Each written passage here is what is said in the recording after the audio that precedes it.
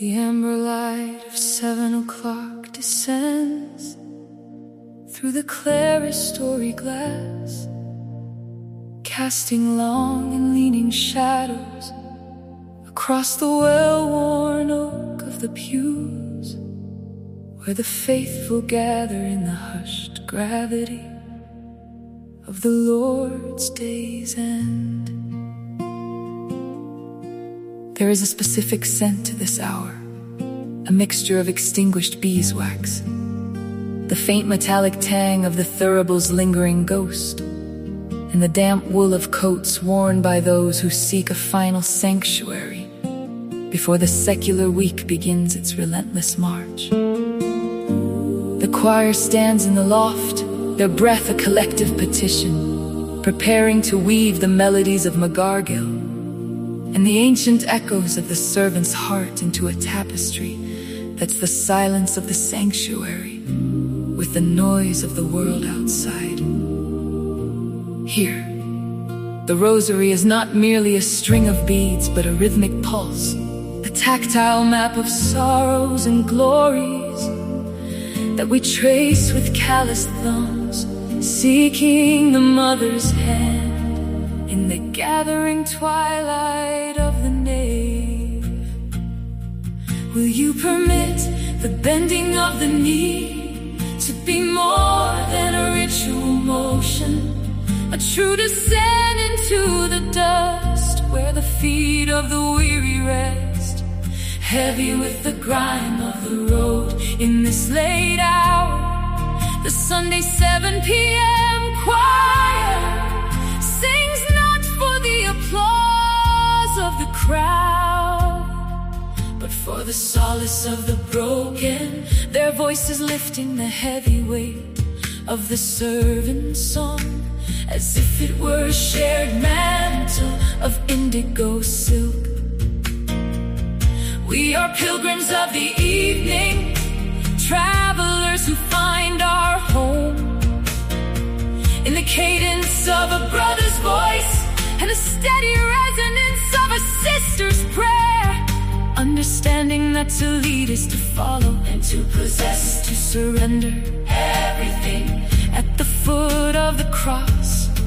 The music swells, rising like incense toward the vaulted ceiling, carrying the names of the forgotten and the burdens of the heavy laden into the heart of the immaculate, who stood beneath the wood of sacrifice with the silent, piercing grace.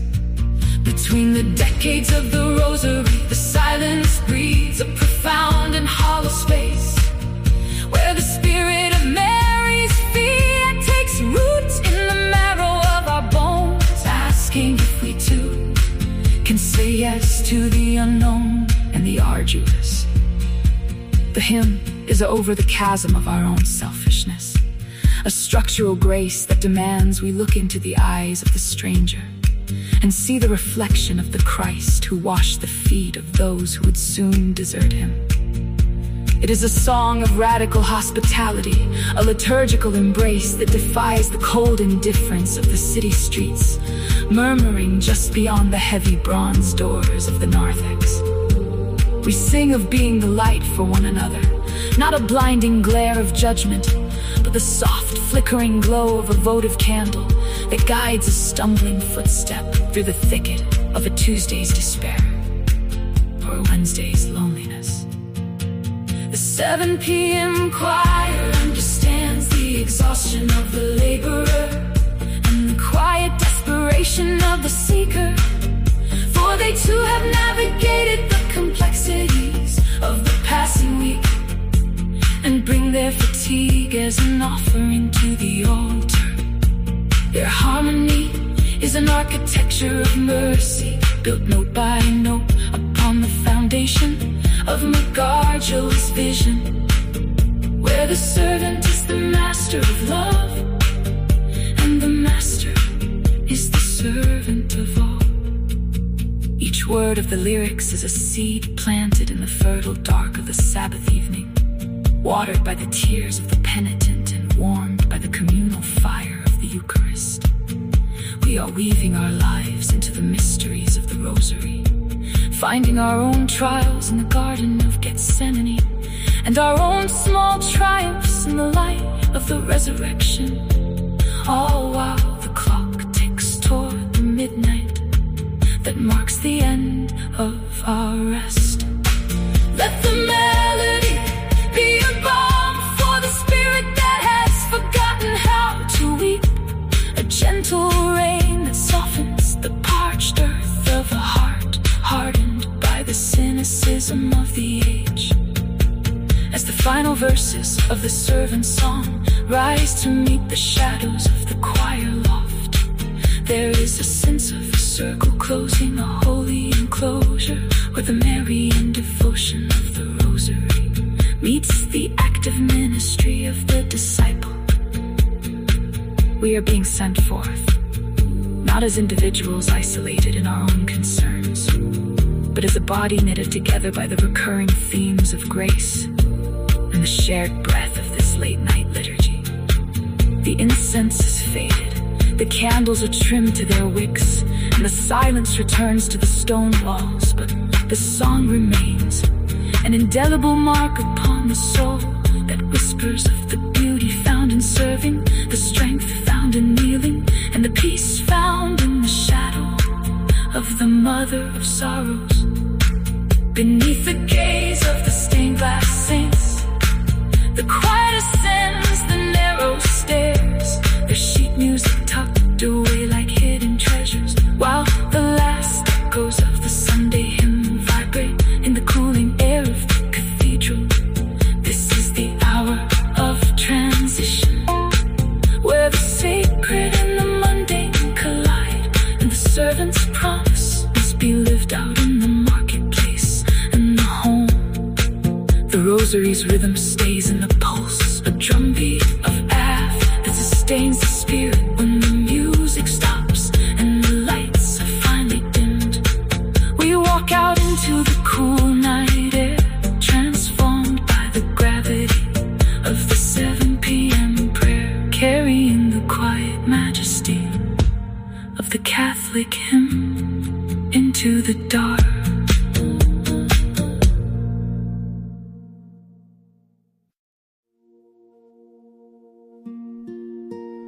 The tall shadow of Bukianico stretches across the marble floor of history, not with the clatter of a soldier's iron, but with the silent tread of a man who found his God in the stench of the infirmary.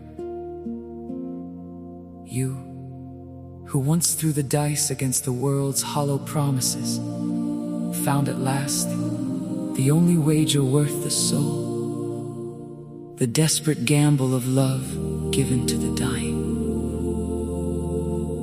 It was a wound upon your own limb that would not close, a reminder of the fragility of the clay we inhabit. Yet it became the wellspring of a mercy that knew no bottom. You turned away from the vanity of the sword to embrace the broken rib, the labored breath, and the fevered brow of those whom the world had cast into the gutters of neglect.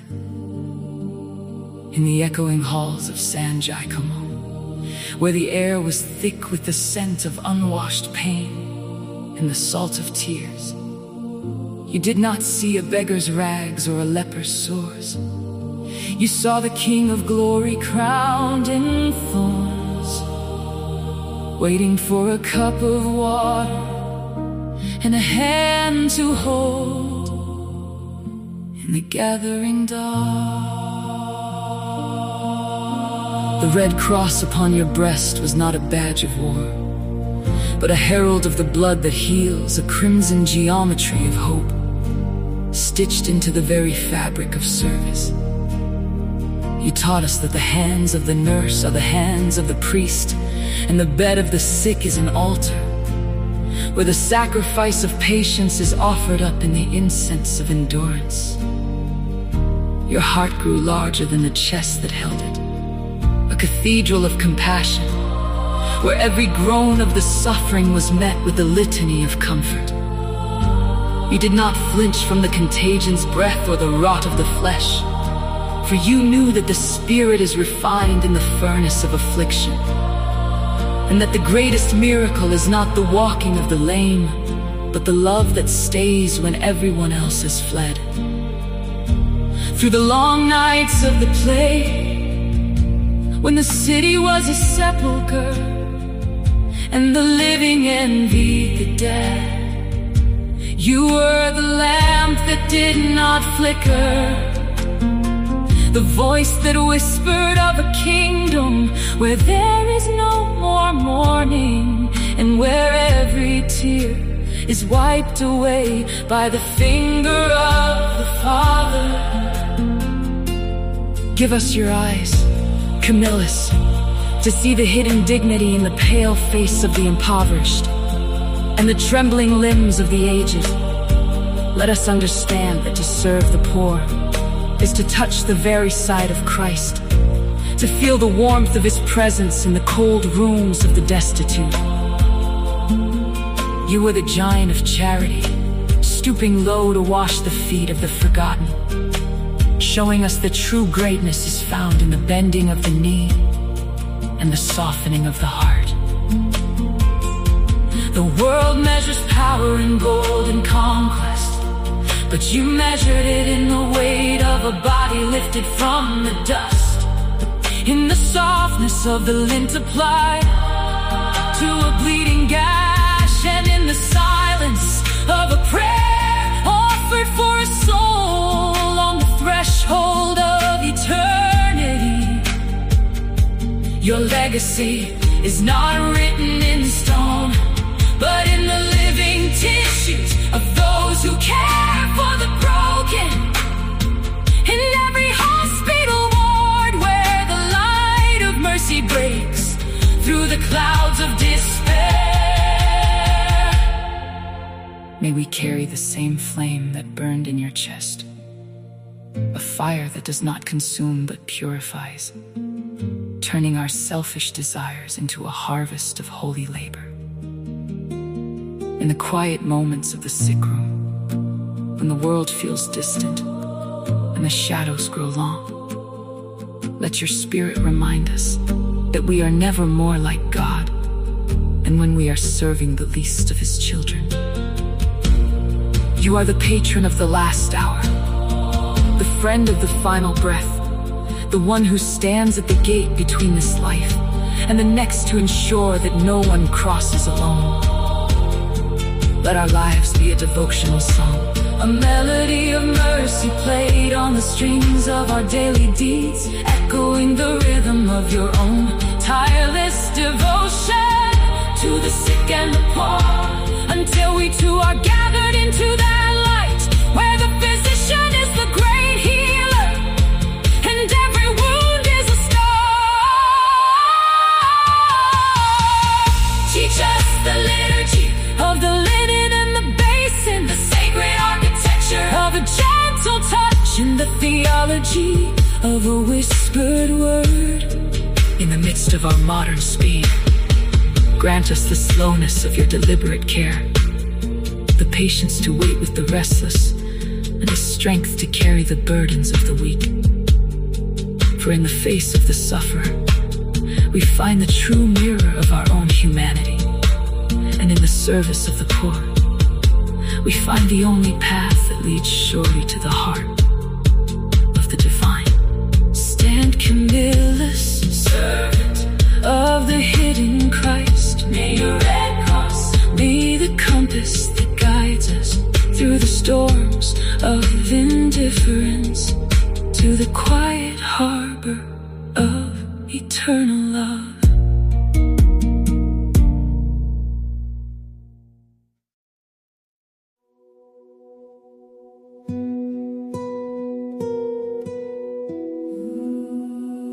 In the hallowed quiet of the domestic cathedral, where the scent of beeswax mingles with the steam of the evening meal,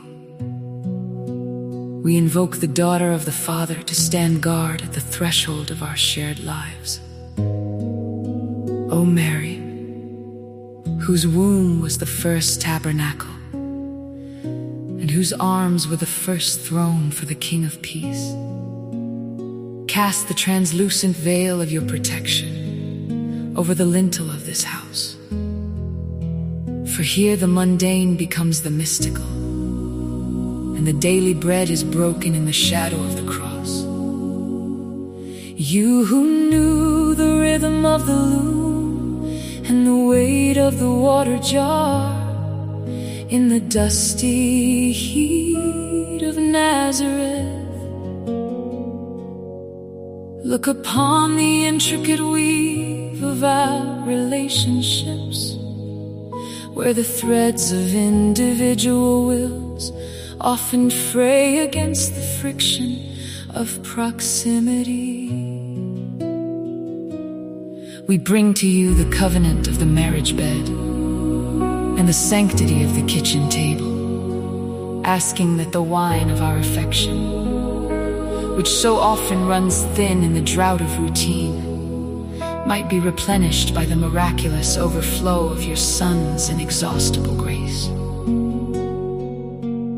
Turn your gaze toward the union of husband and wife, those two disparate souls bound by a vow that echoes the fiat of your own yielding heart. When the silence between them grows heavy with unspoken grievances, or when the clamor of the world threatens to drown the whisper of their initial love, be that spans the abyss of misunderstanding, grant them the fortitude of Joseph and the tenderness of your own embrace, so that their partnership may not be a struggle for dominance, but a mutual pilgrimage toward the eternal May. Their patience be like the cedar of Lebanon, deep-rooted and resilient, and may their forgiveness be as frequent as the rising of the morning star, washing away the residues of anger before the sun sets upon their hearth. We entrust to your eternal vigilance the blossoms of our heritage, the children who carry the torch of our names into a future we shall not see.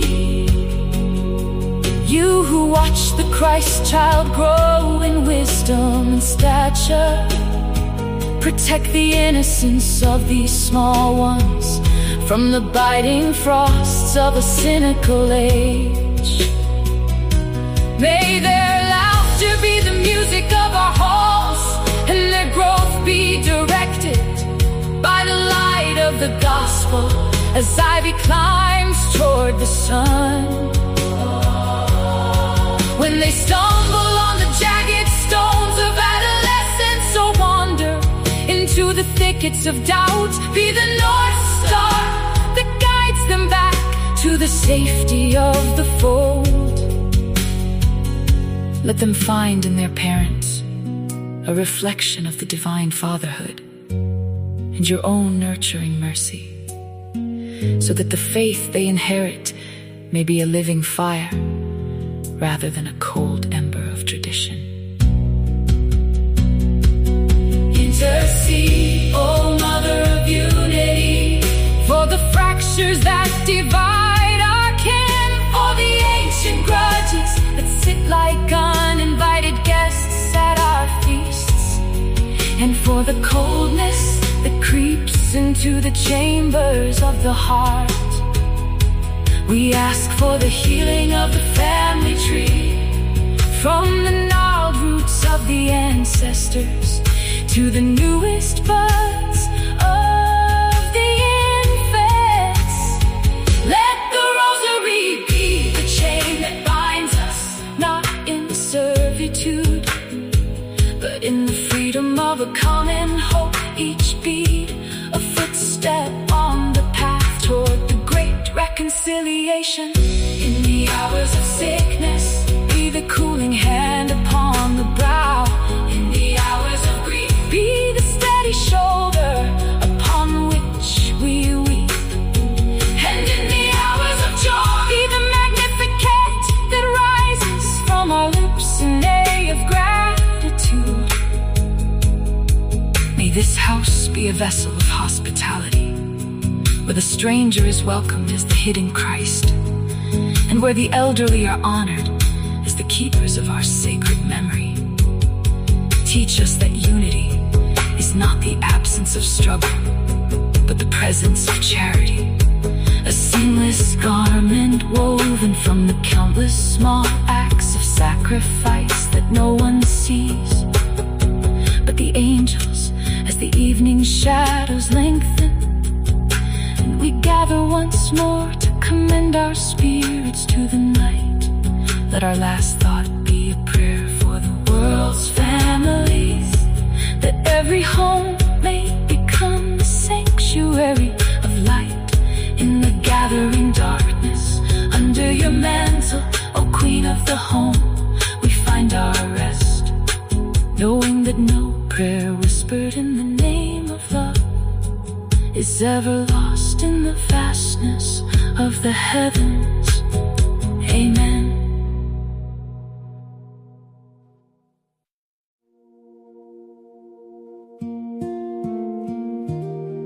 The amber wick of the seventh hour trembles against the cooling stone of the nave, where the day exhales its final gilded breath. We stand in the gathering gloaming, not as masters of the morning, but as stewards of the twilight, carrying the residue of the week's dust upon our sandals, and the weight of our brother's silence within our own throats. There is a specific gravity to this Sunday evening, the density of spirit that Richard and Betty once captured in the simplicity of a wooden flute and a heart laid bare. It is the geometry of the basin and the towel, the architecture of the bended knee that defines our gathering here beneath the vaulted shadows.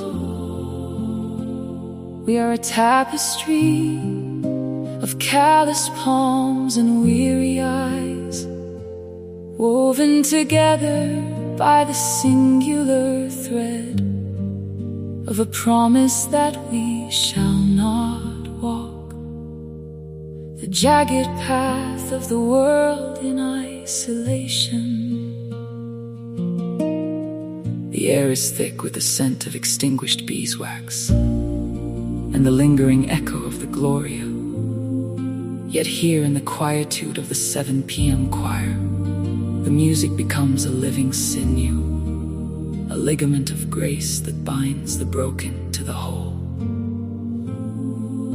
To be the servant is to relinquish the ivory tower of the self and descend into the fertile valley of the other.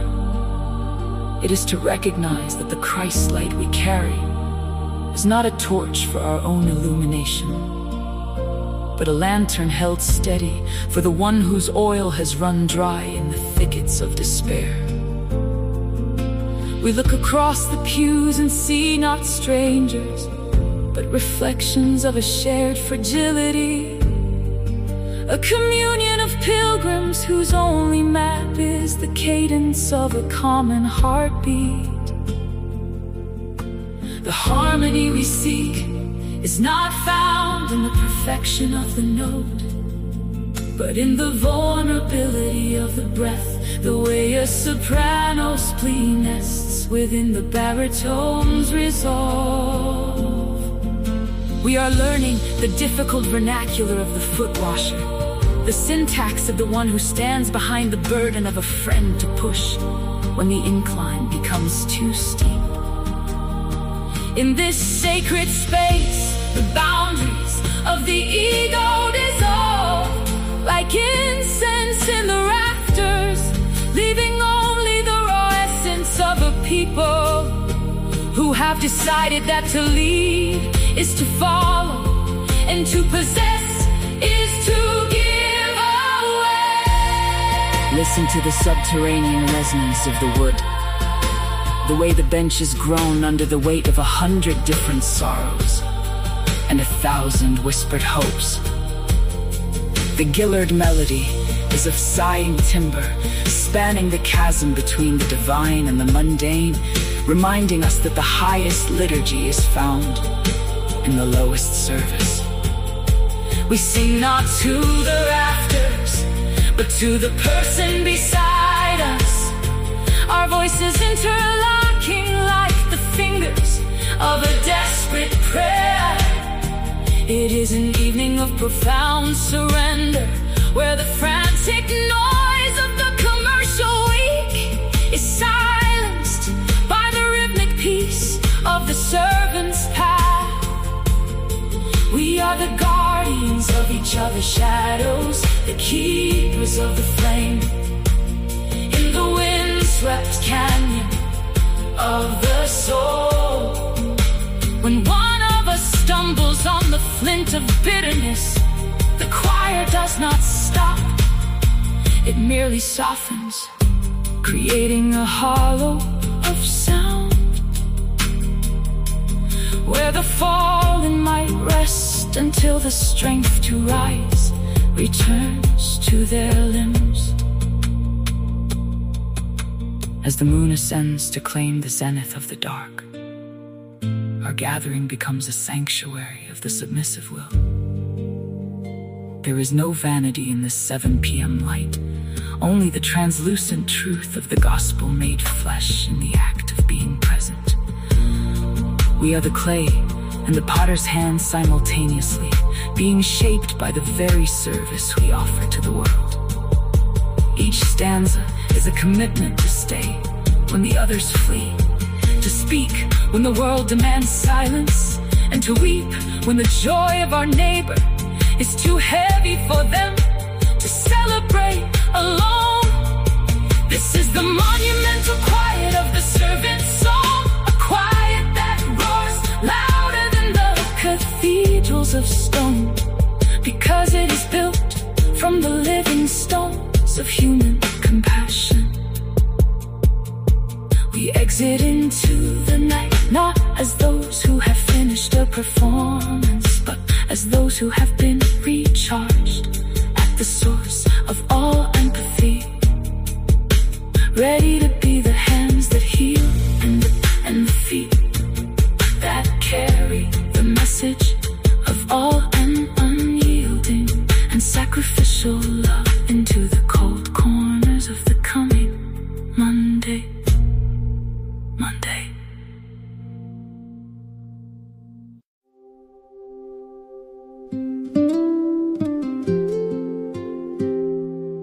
The shadows lengthen across the sanctuary floor, where the dust of the day settles into the grooves of ancient oak, and the sun, a weary pilgrim, retreats behind the stained glass of the western apse, to leave the world in the blue clarity of 7 o'clock. This is the hour of the final gathering, the Sunday evening pulse, where the silence of the Sabbath deepens into a profound expectancy, a threshold between the rest of the holy day and the labor of the coming dawn. The air within the nave carries the scent of extinguished beeswax and the cool stone breath of the cathedral, waiting for the first touch of felt upon wire, the first shivering vibration of the piano strings that will tether our earthly sighs to the celestial throne. Under the vaulted ceiling, the Christ the King choir stands in a phalanx of devotion, their white robes catching the flickering amber of the votive candles.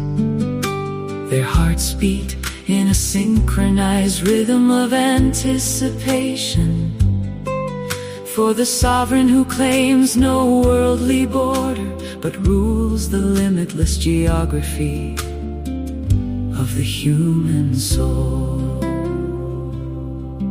Now the pianist's hands descend like gentle rain upon the ivory keys, a cascade of arpeggios that climb the staves of the atmosphere, weaving a tapestry of sound that is both a mourning for the world's sorrows and a triumph for the King's eternal victory. Each note is a bead upon a rosary of melody, a liquid architecture that rises towards the rafters to meet the